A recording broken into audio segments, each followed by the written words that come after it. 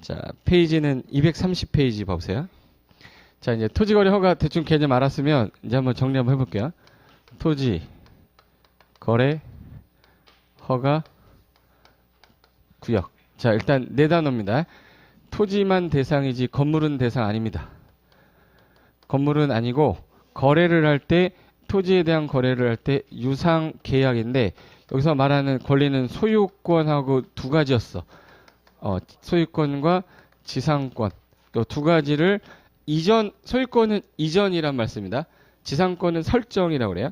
그래서 이전하고 설정하는 유상 계약을 하기 전에 계약 전에 사전에 뭐를 받고 허가. 그럼 전국 땅 중에 허가구역으로 묶인 요 지역 안에서만 허가를 받는 거지 다른 지역은 대상이 아니다. 그럼 대상 지역은 주로 어디를 대상으로 할 거냐? 누가 지정할 거냐? 이거만 알면 되겠네. 그럼 전국 대상이니까 우리나라 땅 중에 전국을 관리한 사람은 국토교통부 장관이라서 국토교통부 장관만 지정을 했다가 법을 개정한 게 시도지사가 관리하는 지역 중에 시군구 요거 일부를 국장이 직접 관리하기가 쉽지 않거든. 그 지역에 땅값이 올라가는 것도 잘 모르고 그러면 전국을 대상으로 하는 거는 대부분 네가 해.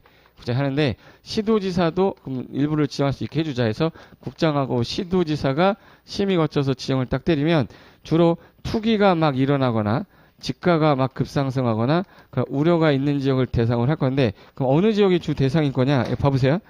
투기가 일어날 수 있는 거는 거기가 개발하니까 보존하니까. 그래서 개발 예정지가 대상인 거야. 개발 예정지 그러니까 현재 개발 계획을 짜고 있거나 이미 짜서 진행 중인 지역들을 주 대상으로 하고 행위제한이 이렇게 풀리는 경우가 있고 행위제한이 이렇게 강하게 되는 지역이 있거든요. 그러면 행위제한을 세게 해가지고 못하게 하는 경우랑 행위제한을 막 풀어가지고 네 마음대로 해봐라고 할 때 완화될 때 강화될 때 언제가 난개발의 가능성이 높으지? 완화되면 막 개발하면서 투기할 거 아니냐. 예. 그래서 행위제한이 완화되거나 구역이 있었는데 해제되는 지역이 주 대상입니다. 아니면 이런 우려가 있다고 요청이 되는 지역이라면 요런 지역을 대상으로 요 분이 이제 지정을 딱 한대요. 그럼 지정하고 나서 이거 지정을 만약에 하고 나면 지정하고 나서 5일이 지난 후부터 효력 발생하게 됐어요. 그러니까 바로 발생하는 게 아니라 지정을 오늘 7월 1일에 했다 그럼 7월 6일부터 그래서 5일 후에 효력이 발생한다 이렇게 해놨어요. 근데 아무리 길어도 지정하실 때 야 이거 개인이 사회적 거래를 하는 건데 A가 지금 현재 B한테 거래를 하는 거를 10년 20년 막 거래를 묶어버리는 건 이건 사유재산권 침해가 너무 세면 이거 헌법 불합치될 수도 있어요. 그래서 그거 살짝 눈치 봐서 5년 범위 내에서 이렇게 해놨어요. 최대 몇 년 이내에서 5년 이내 기간을 정하면 보통 지정하면 3년 지정하거든요. 그러니까 예를 들어서 오늘 지정을 한 거야. 지정을 며칠이 지난 후에 5일이 지난 후에 5일 후부터 효력 발생하는데 보통 몇 년 지정한다고요? 5년 이내에서 지정하는데 보통 지정 기간은 3년이에요. 그럼 이제 이게 이제 3년입니다. 3년 동안은 요 안에서는 허가를 안 받고 만약에 계약을 했다. 그럼 아까 벌 받는 데죠. 2년의 징역 토지가액의 30% 이하에 해당하는 벌금을 때리겠다. 근데 허가를 받고 난 다음에 얘가 목적대로 이용 안 할 수도 있죠. 얘가 만약에 목적대로 이용할 의무기간이 있었잖아. 그럼 예를 들어서 아까 의무기간 그러면 의무기간이 아까 몇 년짜리겠었냐면 2년짜리, 3년짜리, 4년짜리, 5년짜리가 있었는데 아까 농지가 몇 년이었지? 농지 2년이에요. 주택은 3년으로 해놨거든요. 이게 왜 3년이었냐면 그 당시에 이거 만들 때 1세대면 한 가족 구성원 전체를 말하는 거야. 그러니까 엄마, 아빠, 아들, 딸 있어요. 4인 가구죠. 이걸 뭐라고 그래? 세대, 1세대. 한 세대입니다. 한 세대가 1주택을 소유하고 있다가 예를 들어서 내가 아파트를 이거를 샀는데 A가 아파트를 샀는데 3억 주고 샀어. 30평짜리 3억 주고 샀어요. 평당 1,000만 원짜리 샀는데 이걸 얘가 나중에 이걸 파는데 예를 들어서 4억에 팔았어요.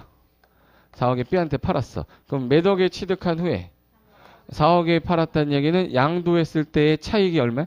1억. 1억에 대해서 기본공제 빼겠죠. 기본공제 빼고 뭐 하면 이제 세금을 내야 될 거 아닙니까? 근데 3년을 보유하면 그 당시에 3년 이상 보유하고 팔면 비과세 해줬어요. 그러면 여러분 입장에서 1세대가 1주택을 취득한 다음에 여러분 2년 6개월 뒤에 팔래요? 2년 9개월, 2년 8개월, 3년. 거의 대부분 3년이 지나면 팔았던 거야. 왜? 세금 안 내려고. 남는 게 없잖아. 3억 주고 사서 10억에 팔았는데, 10억 팔았는데 7억 차익이 남았잖아요. 근데 만약 2주택자였다 그러면 50% 냈거든요. 2주택자들은 50%를 냈었어. 그러면 7억이 50%면 얼마야? 3억 5천을 세금으로 양도세를 내야 되는 거야. 장난이 아닌 금액이잖아. 그러니까 어차피 부동산은요, 개발하는 것도 좋아. 마지막에 뭐를 잘 떨어야 돼? 세금 잘 떨어야 돼. 세금이 해결이 안 되면 나중에 뭐 별로 남는 게 없어요. 야, 땅 정말 잘 샀다. 싸게 경매로. 나 잘 샀지. 비싸게 팔았다. 세금 내고 나니까 얼마 안 남았어. 그럼 투기한 게 아니죠. 예. 그러니까 세금을 마지막에 잘 줄여야 돼. 그래서 세금 우리 강의하러 오신 아저씨 되게 웃긴 아저씨 있죠. 예. 이런 아저씨 있잖아.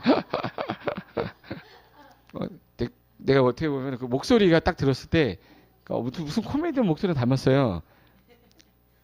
하나 좀 닮았어. 성우 무슨 코미디언 목소리. 나중에 그 생각나면 내가 말씀드릴게. 근데 그분한테 잘 들어보세요. 절세라는 거를 최대한 줄여가지고 마지막에 수익을 나오는 거지. 세금 낼 거 다 내고 하면 그 수익이 적으면 나중에 이게 개발 가치가 있는 땅 제외하고는 뭐 남는 게 없단 말이야. 결론은 뭘 줄여야 돼요? 세금. 그럼 얘 일반인들이 봤을 때 거의 몇 년은 보유하고 팔더라.